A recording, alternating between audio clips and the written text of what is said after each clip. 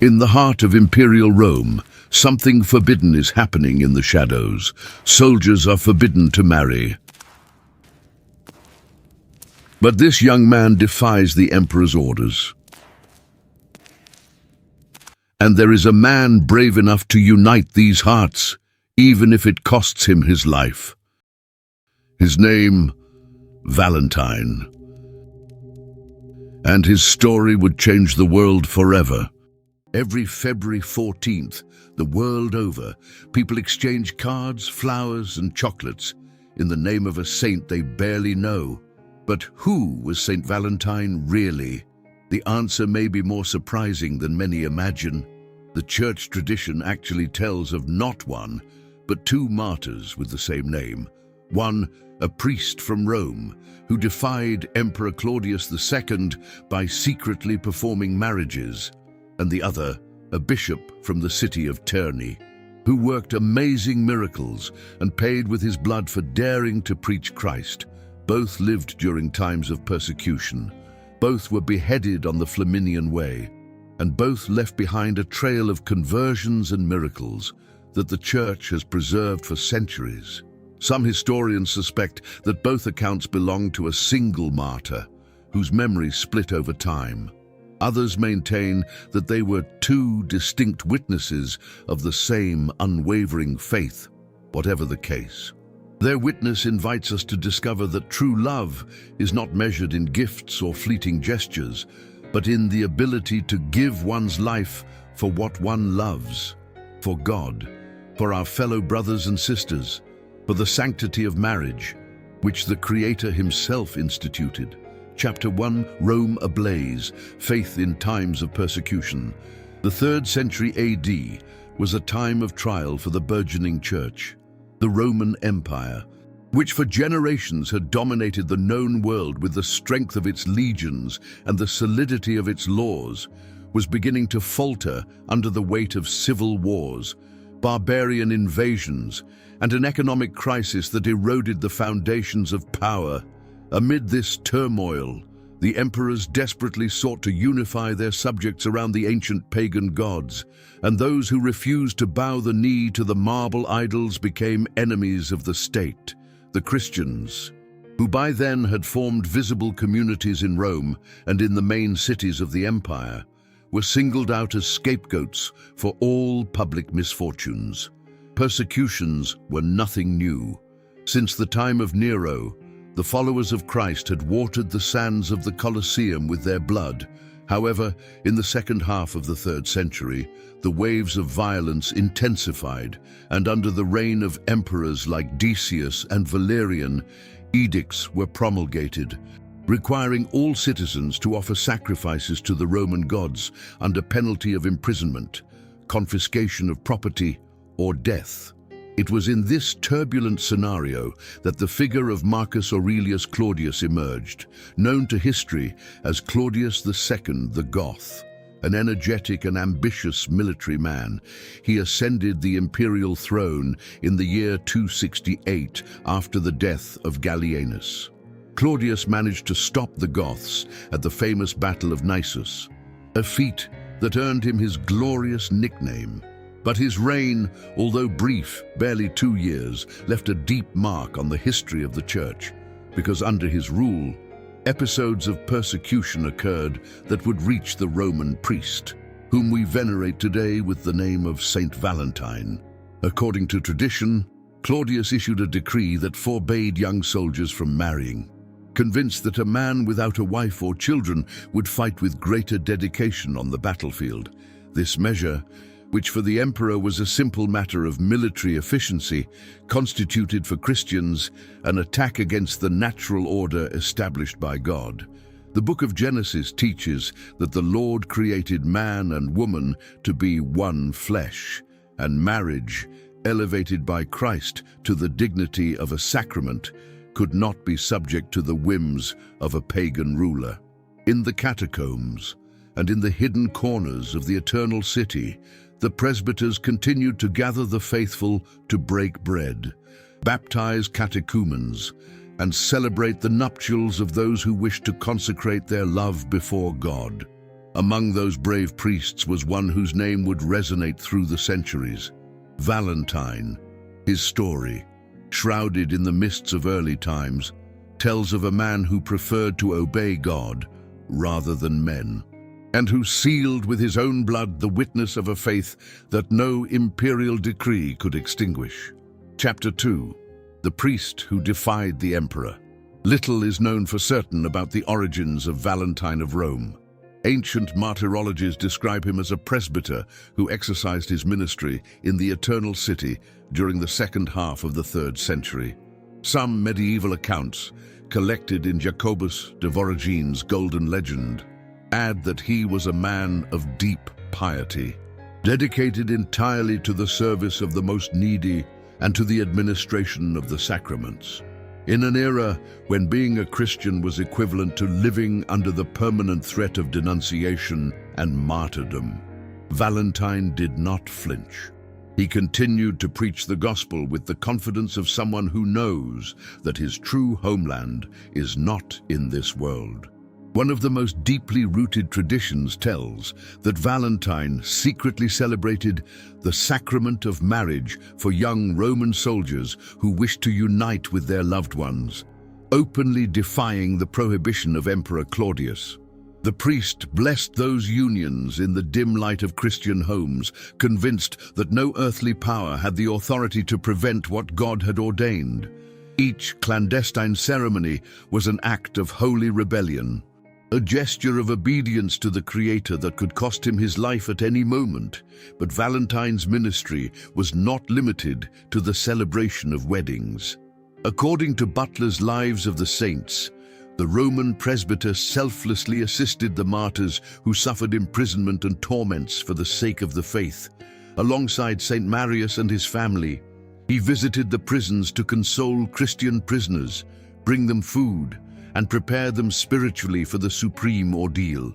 In those damp and dark dungeons, Valentine's presence was a ray of hope, a living reminder that Christ does not abandon his own in the hour of tribulation.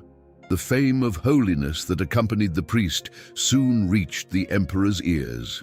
Claudius II, more curious than furious at first, summoned Valentine to the imperial palace.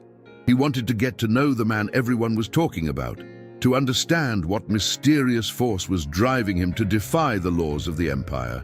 The encounter between the pagan emperor and the humble Christian presbyter would become one of the most moving episodes of ancient hagiography and would mark the beginning of a path that would lead Valentine directly to martyrdom.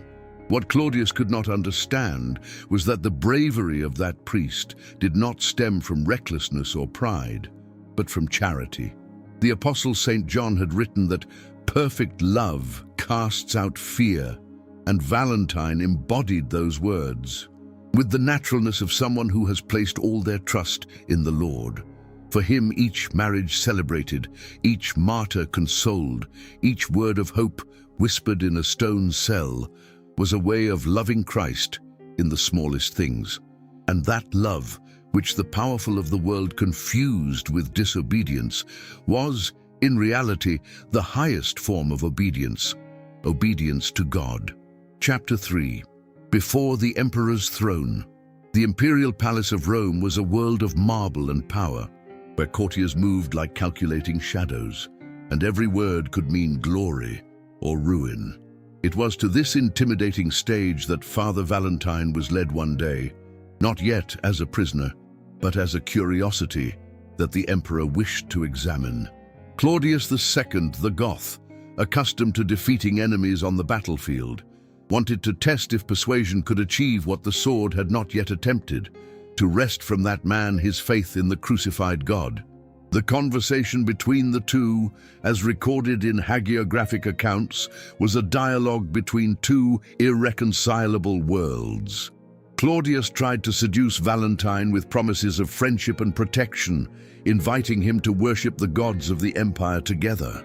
Valentine, with the serene firmness of someone who has nothing to lose, replied that the worship of idols was in vain, and that only Christ had brought true hope to the world.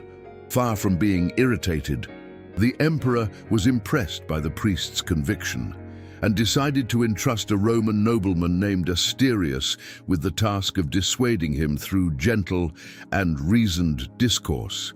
But Providence had other plans. Asterius, that nobleman tasked with convincing Valentine to abandon his faith, harbored in his heart a wound that no philosopher or doctor had been able to heal. His young daughter, barely 2 years old, was blind from birth. Upon meeting the priest and perceiving in him something that transcended the human, Asterius begged him to pray for the girl. Valentine, moved by a father's pain, knelt beside the child, placed his hands over her closed eyes, and raised an ardent prayer to heaven. What happened next would forever change the life of that family. The little girl opened her eyes and saw the light for the first time. Faced with that prodigy, Asterius fell to his knees, not before the marble gods of the empire, but before the living God that the priest preached. The Roman nobleman asked for baptism for himself and for his entire family, recognizing that only the Christian faith could work such a miracle. That miracle, far from being an isolated event, confirmed Christ's promise to his disciples. The one who believes in me will also do the works that I do, and even greater ones. The healing of Asterius's daughter became a powerful testament to the presence of God working through his saints. When news of Asterius's conversion reached Claudius, the emperor's curiosity turned to anger. A priest who preached Christ in the catacombs was tolerable. A priest who converted the nobles of the empire before his very eyes was a threat. Valentine's fate was sealed that day. The man who had restored sight to a blind girl would be condemned never to see the light of the sun again. Martyrdom, which Valentine had contemplated so many times on the faces of the brothers he comforted in the prisons, was now approaching him with firm and inexorable steps. Chapter 4. Blood on the Flaminian Way. The sentence was swift and without appeal. Claudius II ordered that Father Valentine be flogged and then beheaded on the Flaminian Way, the ancient road that departed from the heart of Rome towards the north, crossing the Milvian Bridge. That road, which for centuries had seen victorious legions parade, became the stage for the most silent and at the same time most glorious triumph, that of an unarmed man who walked towards death with the peace of someone who knows he is going to meet his Lord. Tradition indicates that before his execution, Valentine was imprisoned for a time. It was in the darkness of that dungeon where, according to legend, he wrote a farewell letter, signing it with the words, "From your Valentine." That simple phrase, born in the shadows of a Roman cell, would cross the centuries to become the most universal expression of affection between lovers. But in its origin, there was nothing of worldly romance. It was the farewell of a martyr, the last sigh of a heart that had only beaten to love Christ and his brothers. On the day of the execution, which tradition sets as February 14th in the year 269 or 270, Valentine was led to the designated place on the Flaminian Way. The executioner fulfilled the sentence, and the priest's head rolled on the ground, soaked in the blood of so many martyrs who had preceded him. The first Christians of Rome, who had not been able to prevent the execution, took charge of burying his remains near the Milvian Bridge, on that same stretch of the road where he had died. That place, sanctified by Valentine's sacrifice, would soon become a site of pilgrimage and veneration.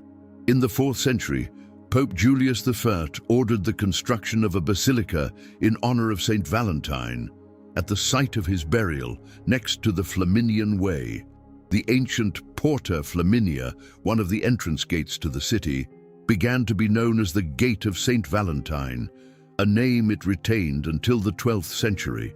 Pilgrims who arrived in Rome from northern Europe entered through that gate, and there were those who took with them some relic or souvenir of the saint, thus contributing to the spread of his cult beyond the borders of Italy.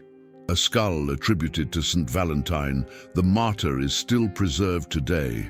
in the Basilica of Santa Maria in Cosmedin in Rome, exposed to the veneration of the faithful inside a glass urn. It is a tangible reminder that saints are not characters from fables, but men and women of flesh and blood who gave what they cherished most for love of Him who first loved them. The blood of Father Valentine, shed on the Flaminian Way more than 17 centuries ago, still speaks today, like the blood of Abel, which cries out from the earth before the throne of the living God. Chapter 5. The Bishop of Interamna, about 60 miles north of Rome, nestled between green hills and watered by the waters of the Nera River, stood the ancient city of Interamna Nahars, known today as Terni. It was in that fertile land where, around the year 175 AD, another Valentine was born, destined to leave an indelible mark on the history of the Church. From a young age, he was known for his ardent piety and his compassion towards the sick. Ancient records show that he practiced medicine before dedicating himself entirely to God's service. The Christian community in Terni, though small, was fervent and needed a pastor to guide them through the difficulties of those early centuries. Pope St. Felician, recognizing Valentine's virtues and extraordinary gifts, consecrated him as the first bishop of Interamna. From that moment on, the young doctor turned shepherd dedicated his life to caring for his flock, administering the sacraments, preaching the gospel, and tenderly caring for the poorest and most vulnerable in the city. The fame of Bishop Valentine's miracles soon spread beyond Terni. It was said that his prayers had the power to cure diseases that no doctor could remedy, that demons fled at his presence, and that unbelievers converted upon witnessing the wonders that God performed through his hands. The echo of these miracles reached Rome itself and spread throughout the empire, attracting pilgrims and those curious to meet the holy bishop, whom everyone spoke of with awe. Valentine of Terni wasn't a vain miracle worker seeking admiration, quite the opposite. Each miracle was an opportunity to preach the faith and lead souls to baptism. When he healed someone, the first thing he did was remind them that it wasn't his power, but Christ's, who worked the healing. That profound humility, combined with limitless charity, made Valentine a true spiritual father to his community, a man after God's own heart. It was precisely his reputation as a worker of wonders that drew the attention of those in power. In an era when the Christian faith was viewed with suspicion by the Roman authorities, a bishop famous for his miracles was an uncomfortable figure. The invitation he would soon receive to travel to Rome wouldn't be an honor, but the beginning of a trial. That would lead him, just like the Roman priest of the same name, to martyrdom on the Flaminian Way. Chapter 6. The Miracle of Cheremon. One day, a messenger from Rome arrived in Terni with an unexpected request. The philosopher and rhetorician, Creighton, a renowned teacher of Greek and Latin, had heard of the miracles of Bishop Valentine and wanted to turn to him as a last hope. Creighton had a son named Cheremon, who suffered from a terrible deformity. A physical condition forced him to keep his head bent between his knees, and no doctor in the empire had been able to relieve him. Human science had exhausted all its resources, and now the wise pagan turned, almost reluctantly, to a power he didn't understand. Valentine accepted the invitation and traveled to Rome. Arriving at Creighton's house, he found young Cheremon prostrate in a position that prevented him from seeing the sky, walking with dignity, or looking those around him in the eye. The philosopher, accustomed to negotiating with words and concepts, offered the bishop half of his possessions if he could restore his son's health.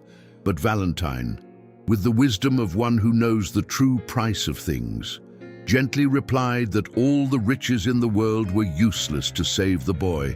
Only faith in the one true God could do what medicine had declared impossible. That night, the bishop remained in prayer by Cheremon's bedside. While the house slept, and all of Rome rested under the blanket of stars, Valentine raised his voice to the Lord with the confidence of the righteous, who know their prayers are heard. He prayed for the young man's healing. Yes, but above all, he prayed for the conversion of that family who lived in the darkness of idolatry. At dawn, something no one would have believed possible happened. Cherryman sat up, raised his head, and, for the first time in his life, was able to gaze upon his father's face, bathed in tears of awe. The effect of the miracle was immediate. Patron, the skeptical philosopher who had trusted more in human reason than in any divinity, fell to his knees before Valentine and asked to be instructed in the Christian faith. Along with him, his entire family and 3 of his Greek disciples received baptism: Proculus, Ephebus, and Apollonius. Those 3 young men, who had come to Rome to study rhetoric, found in the Bishop of Terni a teacher of wisdom, infinitely superior to that of any pagan academy. Cherryman's healing thus became the gateway to the gospel for an entire network of souls thirsting for truth. News of what had happened at Creighton's house spread like wildfire through the streets of Rome. It wasn't every day that a respected philosopher embraced the Christian faith along with his disciples. A young man named Abundius, a disciple of Creighton and son of Prefect Furiosus Placidus, a high-ranking Roman official who exercised his office with a firm hand, also converted. Abundius's conversion would ignite his father's anger and unleash a chain of events that would lead Bishop Valentine to the crown of martyrdom. Chapter 7. Love that unites the impossible. Among the many episodes that tradition attributes to Bishop Valentine of Terni, there's one that has been etched especially in the memory of the faithful, and that, over the centuries, would make him the patron saint of lovers. Legend has it that during his stay in Rome, Valentine witnessed the love between a young Roman legionary, recently converted to Christianity, and a Christian girl from a humble family. In those days, the union between a pagan soldier and a young believer was unthinkable. The laws of the empire, social customs, and religious prejudices erected between them a wall that seemed impassable. However, the bishop saw in that love something that went beyond simple human attraction. He recognized in it the imprint of divine grace, the reflection of Christ's love for his church, which St. Paul had described in his letter to the Ephesians. If that legionary had opened his heart to the faith, if he was willing to renounce idols and follow the Lord, who was he to deny God's blessing to that union? Tradition holds that Saint Valentine was the first religious figure to celebrate the marriage between a converted pagan and a young Christian, an act of pastoral daring that was unprecedented at the time. The ceremony must have been simple, as befitted the times of persecution: a few words spoken in a low voice, a blessing, the laying on of hands, and the invocation of the Holy Spirit upon the spouses. But within that simplicity lay the entire grandeur of the sacrament, the full force of a bond that, according to the words of Christ himself, "What God has joined together, let no one separate." Saint Valentine understood that Christian marriage wasn't a social contract or a concession from the state, but a sacred mystery that reflects the eternal covenant between God and his people. That gesture forever sealed Valentine's name to conjugal love. Later centuries would embellish the story with legendary details, and his patronage of engaged couples would solidify, thanks to the spread of his veneration by the Benedictine monks who guarded the basilica in Terni. But the core of the tradition remains intact, a bishop who wasn't afraid to bless love when the world forbade it, because he knew that true love isn't born from whim or disordered passion, but from the will of God, who creates, sustains, and sanctifies every legitimate union. It's significant that the Church has associated St. Valentine's feast day not with superficial eros or cheap sentimentality, but with the love that gives itself, the love that serves, the love that is willing to suffer and to die. The Bishop of Terni didn't bless that couple so they could live a fleeting romance. He united them so they could walk together toward holiness, supporting each other in faith, forming a Christian home that would be a living image of the Trinity. That is the perennial lesson of Saint Valentine, and that is why his memory deserves to be rescued from the commercial triviality that obscures it today. Chapter 8. Martyr in the Night. The conversion of Abundius, son of Prefect Furiosus Placidus, was the spark that ignited the blaze of persecution against Bishop Valentine. Placidus was a powerful and proud man, a Roman official for whom adherence to the gods of the empire wasn't just a religious matter, but a matter of honor and loyalty to the state. To learn that his own son had abandoned the ancestral cult to embrace the faith of a Christian bishop was a blow that his pride couldn't bear. The prefect ordered the immediate arrest of Valentine. The bishop was seized and taken to the Flaminian Way, where he was subjected to beatings and torments for a long time. The executioners tried to break his will through physical suffering, but Valentine remained as firm as the rock upon which Christ built his church. Neither whips nor threats could wring a single word of apostasy from him. On the contrary, each blow seemed to strengthen his resolution, and his face, far from reflecting bitterness, radiated the supernatural peace of one who shares in the sufferings of his Lord. Placidus understood that no torment would break the bishop, and decided to end him once and for all. But there was a problem. The Christian community of Rome had grown so much, thanks in large part to the conversions brought about by Valentine's miracles, that a public execution could provoke a riot. Therefore, the prefect ordered that the beheading be carried out in secret under the cover of night, when the streets were empty, and no one could intercede for the condemned man. The martyrdom of Saint Valentine of Terni was, therefore, a cowardly act disguised as justice. The power that didn't dare face the truth head-on silenced it in the shadows. After the execution, the bishop's body was temporarily buried at the site of his martyrdom, along the Flaminian Way.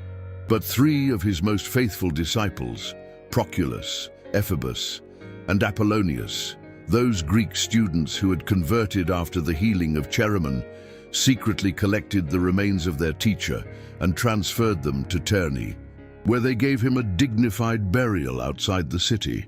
That act of filial piety would cost them their lives. Consul Lucentius, informed of the fact, ordered them captured and beheaded, also during the night, fearful that the people would free them.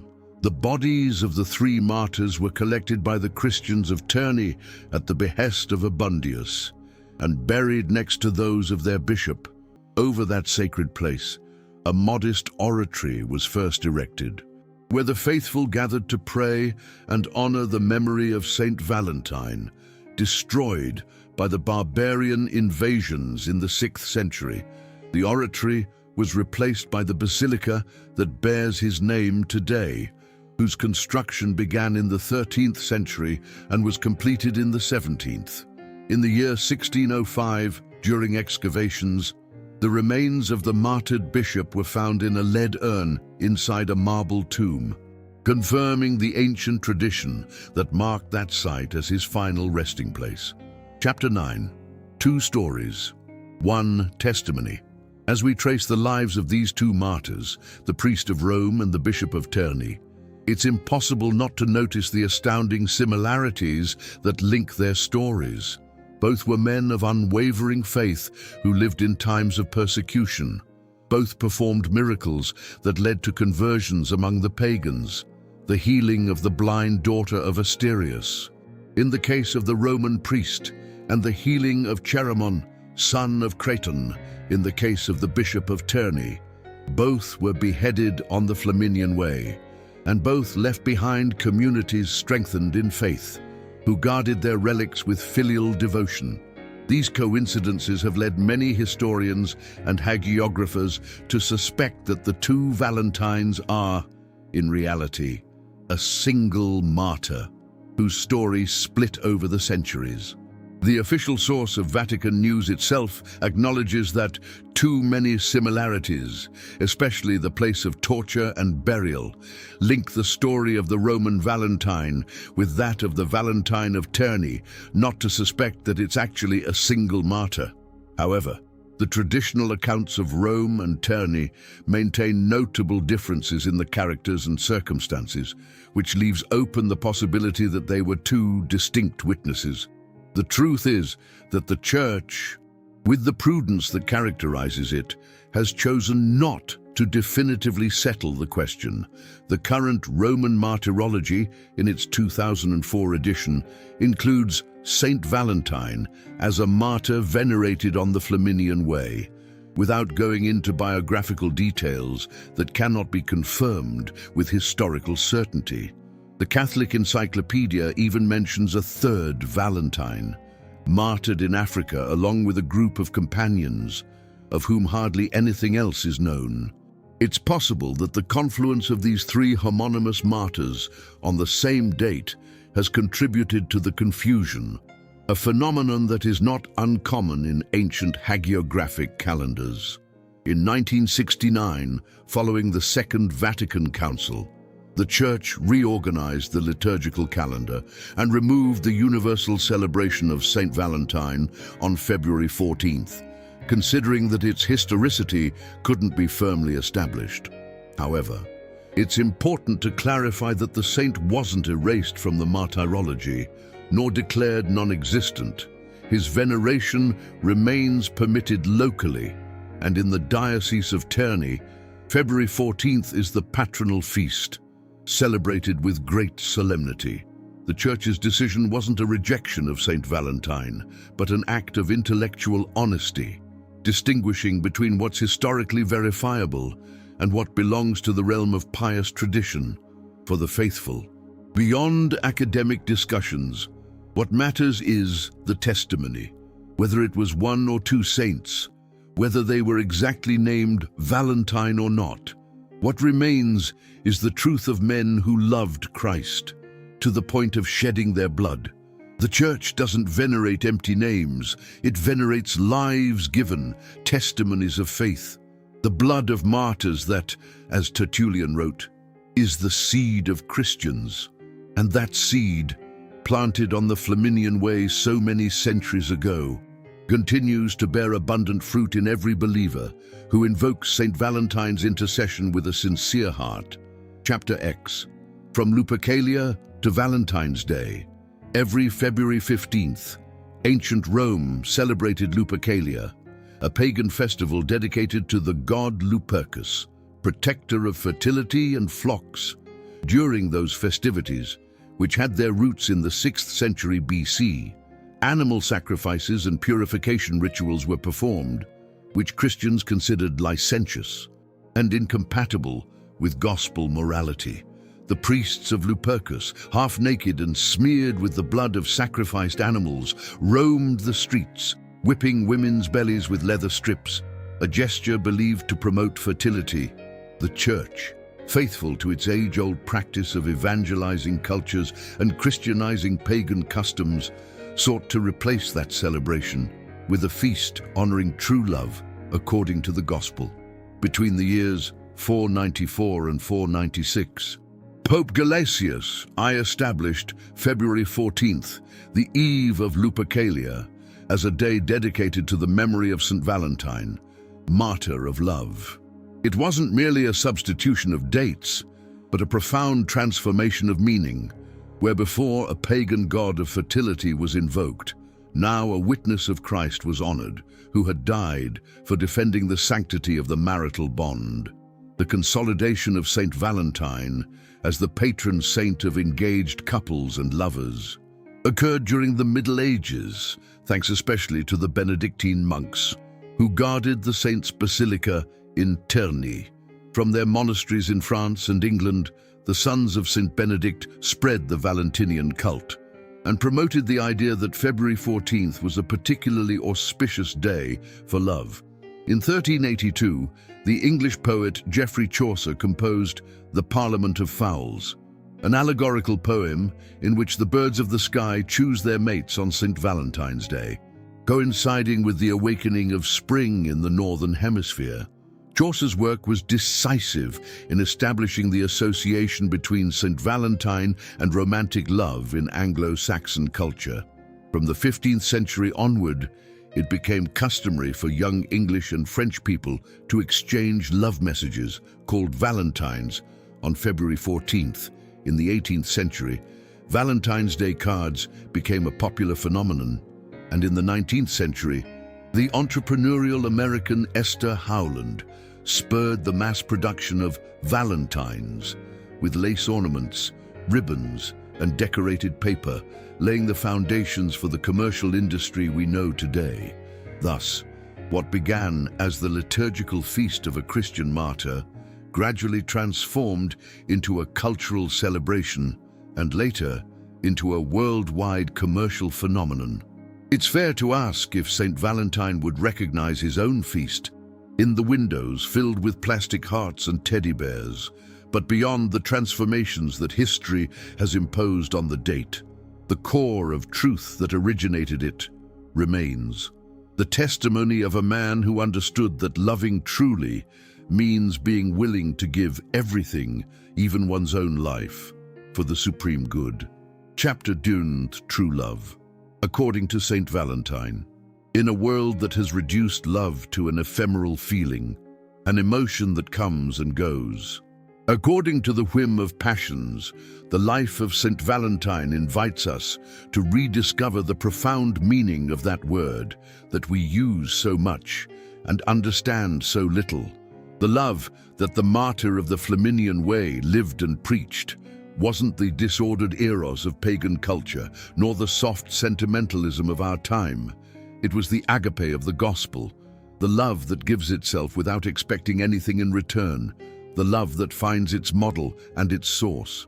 In the pierced heart of Christ on the cross, St. Paul, in his first letter to the Corinthians, drew the perfect portrait of that love. Love is patient, love is kind, it does not envy, it does not boast, it is not proud, it does not dishonor others, it is not self-seeking, it is not easily angered, it keeps no record of wrongs. Love does not delight in evil, but rejoices with the truth. It always protects, always trusts, always hopes, always perseveres. If we apply each of these qualities to the life of Saint Valentine, we discover that he fulfilled them all. He was patient in the face of persecution, kind to the sick, humble before miracles, firm before tyrants, and able to endure martyrdom without a complaint. The sacrament of marriage, which Saint Valentine defended with his life, is precisely the school where spouses learn to live that demanding and transformative love.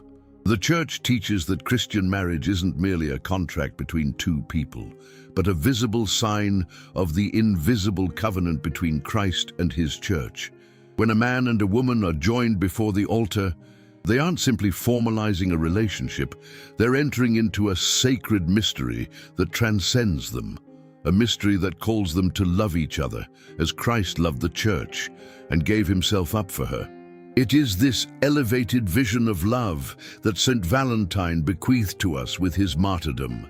The Roman priest who celebrated clandestine weddings didn't do it out of political rebellion or sentimentalism. He did it because he knew that marriage is a path of sanctification, willed by God, and that no human authority can abolish what the Creator himself instituted. The Bishop of Terni, who united a pagan legionary with a young Christian woman, wasn't seeking to provoke the empire. He sought for those two souls to find in the sacrament the grace necessary to walk together toward eternal life. Today, when the dominant culture presents love as a disposable consumer product, the voice of Saint Valentine resounds with more force than ever. It's not about rejecting the flowers or the affectionate gestures that adorn February 14th. but about filling them with meaning, about returning the soul that commercialization has stolen. Every rose given with sincere love can be a reflection of the mystical rose that is Mary. Every letter written from the heart can be an echo of that farewell that Valentine signed from his cell. True love does not expire or devalue like the blood of the martyrs. It is a seed of eternal life. Chapter 13, Relics and Sanctuaries, the living memory of the martyr.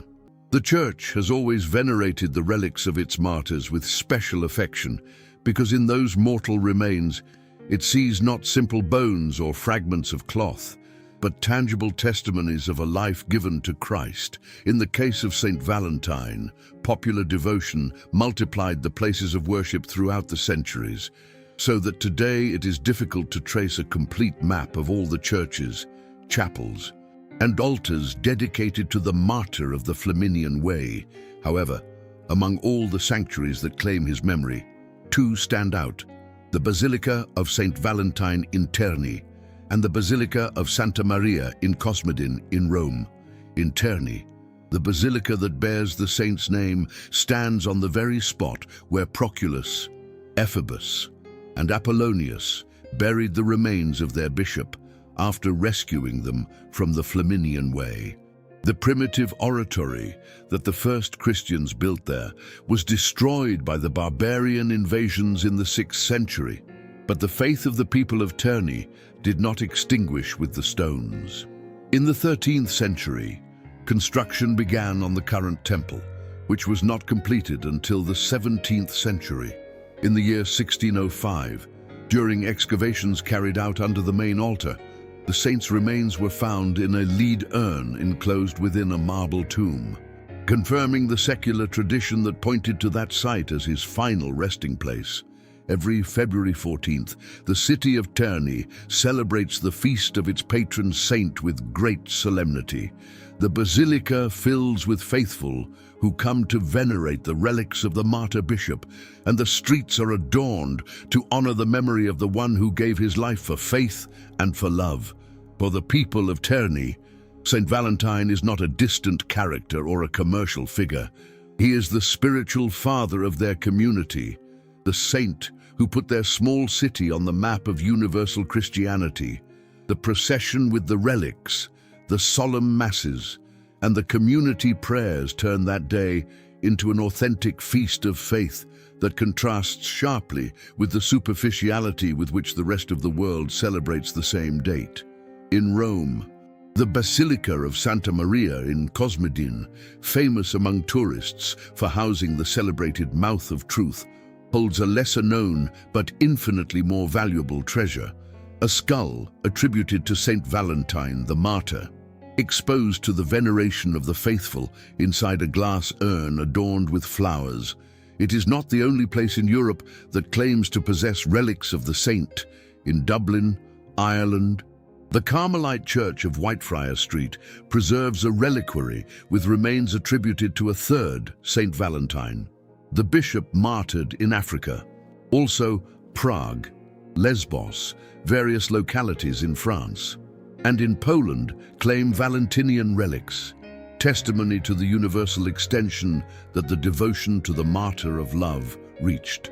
This multiplication of relics and sanctuaries, which at first glance might generate confusion, is actually an eloquent sign of the depth with which the memory of Saint Valentine penetrated the heart of Christendom.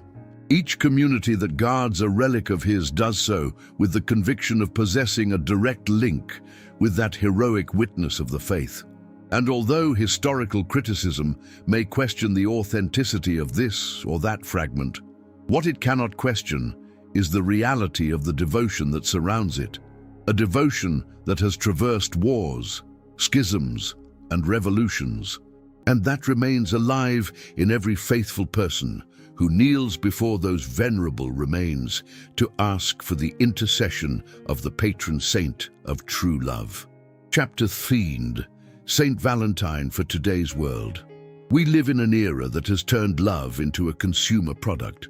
The screens bombard us with images of perfect couples, instant romances, and passions that ignite and extinguish with the same ease as a finger swipes on a phone app. Commitment has become an awkward word. Fidelity is presented as an unbearable burden, and the sacrament of marriage is seen by many as a relic of times past, an institution that modernity has left behind.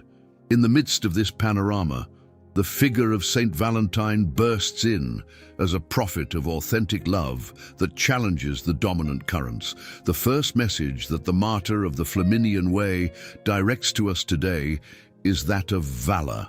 The very name of the saint, Valentine, derives from the Latin valens, which means strong, courageous, healthy. It is not a coincidence. To love truly demands strength of spirit. It demands the courage to go against the grain when the world proposes a degraded version of love. Just as the priest of Rome defied the emperor by celebrating marriages in secret, Christians today are called to defend the beauty and holiness of the marital bond in a society that trivializes it. It is not about condemning the world, but about offering with humility and joy a different, deeper, and truer testimony. The second message is that of generosity without calculation. Saint Valentine did not charge Creighton the half of his possessions for curing Cheremon. He did not put a price on the marriages he celebrated. He did not demand any reward for visiting prisoners and comforting the dying. His love was free because it sprang from the inexhaustible source of divine grace. In a world where everything is measured in terms of utility, where even human relationships are evaluated according to the benefit they bring, Saint Valentine reminds us that true love does not seek its own, but the good of the other. Spouses, parents, priests, consecrated persons, all the baptized are called to live that radical generosity that transforms the world from within. The third message is that of daily martyrdom. Not all of us are called to shed our blood for the faith, but all of us are called to die to ourselves every day for love. Christian marriage, taught St. John Paul II, is a vocation to the total gift of oneself, and that gift implies sacrifice. Sacrifice of comfort, of selfishness, of excessive expectations, of the will to dominate the other. Every act of patience with the spouse, every sleepless night next to a sick child, every forgiveness granted after a deep wound, is a small martyrdom that sanctifies ordinary life and elevates it to heaven. Saint Valentine, who offered his head to the executioner with serenity, teaches us that the daily offering in love is just as meritorious before God as the supreme offering of the martyr. Ultimately, Saint Valentine invites us to rediscover February 14th as an opportunity for evangelization. Instead of lamenting the commercialization of the date, Christians can seize it to speak of love, as God conceived it, a love that creates life, that forgives without measure, that remains faithful in health and in sickness, in riches and in poverty, until death opens the doors of eternity. Every time a Christian husband looks at his wife with tenderness, every time a family prays together before sleep, every time a couple chooses chastity as a path of preparation for marriage, the testimony of Saint Valentine is made flesh in the world again. And that is the best way to honor the martyr, not with cards or with chocolates, but with lives that reflect the light of love that never dies. Chapter 14. The Saint of Roses and Birds, Iconography and Popular Tradition. From the earliest centuries of Christianity, sacred art has fulfilled a fundamental mission: to make the invisible visible, to bring the memory of the saints closer to the faithful, through images that speak to the heart rather than to reason. St. Valentine was no exception. Throughout the centuries, painters, sculptors, and manuscript illuminators captured the figure of the martyr of the Flaminian Way with a rich variety of attributes that reflect the most significant episodes of his life and his martyrdom. To know this iconography is to delve into the way in which popular faith understood and transmitted his story from generation to generation. The oldest and most frequent representation shows Saint Valentine dressed in the vestments appropriate to his state, the priestly chasuble in the case of the Roman presbyter, or the mitre and episcopal staff in the case of the Bishop of Terni. In numerous medieval and Renaissance paintings, he appears holding the palm of martyrdom, a universal symbol of victory over death that the Church grants to those who shed their blood for Christ. He is often also represented with the sword of his decapitation, the instrument of his suffering, converted into an emblem of his triumph, for what the executioner believed to be an end was actually the beginning of eternal glory. But there are two attributes that especially distinguish Valentinian iconography from that of other martyrs: the birds and the roses. We have already seen that Geoffrey Chaucer linked Saint Valentine's Day with the spring awakening and the choice of partner among the birds. That literary tradition left a deep mark on art. Since the 15th century, it is not uncommon to find images of the saint surrounded by birds that flutter around him or perch on his hands, announcing the arrival of the season of love and the fertility of nature that is reborn after winter. The roses, for their part, evoke both the spousal love that the saint protected and the blood of martyrdom, and connect with the devotion to the Virgin Mary, mystical rose, in whose honor the Holy Rosary is prayed. In some Italian representations, especially those from Terni and its surroundings, Saint Valentine appears at the moment of healing a sick person or blessing a married couple, scenes that collect the central episodes of his hagiography. A 15th century panel preserved in the Pinacoteca of Terni shows him laying his hands on a prostrate young man, in clear allusion to the miracle of Chaeremon. Other works represent him before the Emperor Claudius, standing with dignity before the imperial throne, holding a crucifix as the only weapon against the pride of pagan power. Each of these images was, for the illiterate faithful of the Middle Ages, a page of the Gospel, lived in his own flesh by a near and accessible saint. Popular tradition, for its part, enriched the figure of Saint Valentine with customs that, although far from the official liturgy, manifest the creativity of the Christian people to express their devotion. In some regions of Germany, Saint Valentine's Day was considered a lucky day, and the peasants entrusted to him the protection of their crops and their herds. In France and England, young lovers became Valentines to each other, exchanging letters and small gifts as a pledge of affection. These customs, which modernity would transform into a multi-million-dollar industry, were born as simple expressions of a people who saw in the martyr of February 14th not only the patron saint of marital love, but the intercessor of all honest affection and of all hope of happiness blessed by God. Chapter 15. Prayer to Saint Valentine, martyr of true love. O glorious Saint Valentine, priest and bishop, courageous martyr of the Holy Church, who in times of persecution did not fear to confess Christ before the powerful of the world, nor shed your blood for the faith, listen with kindness to the prayer that we address to you from the depths of our hearts. You who secretly celebrated the sacrament of marriage when the empire forbade it, intercede before the Lord for all Christian spouses, that they may live their covenant with fidelity, tenderness, and perseverance. Strengthen the homes that are going through difficulties. Rekindle the flame of love in hearts that have grown cold, and accompany those who seek a life partner according to God's will. You who restored sight to the blind and health to the sick with the power of prayer, open the eyes of those who live in the darkness of sin, of selfishness, and of indifference. May your example teach us to love, not in word or tongue, but in deed and in truth, serving those most in need and offering our lives as a pleasing offering to the Father.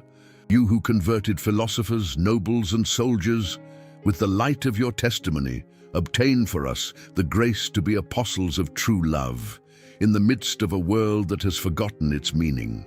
May we know how to defend the sanctity of marriage, the dignity of the family, and the beauty of the vocation to love, with the same courage with which you faced the persecutors of the faith. O Saint Valentine, patron saint of lovers, and witness of the love that does not die, pray for us before the throne of God, so that one day we may contemplate together with you the face of He who is infinite love, Father, Son, and Holy Spirit, forever and ever.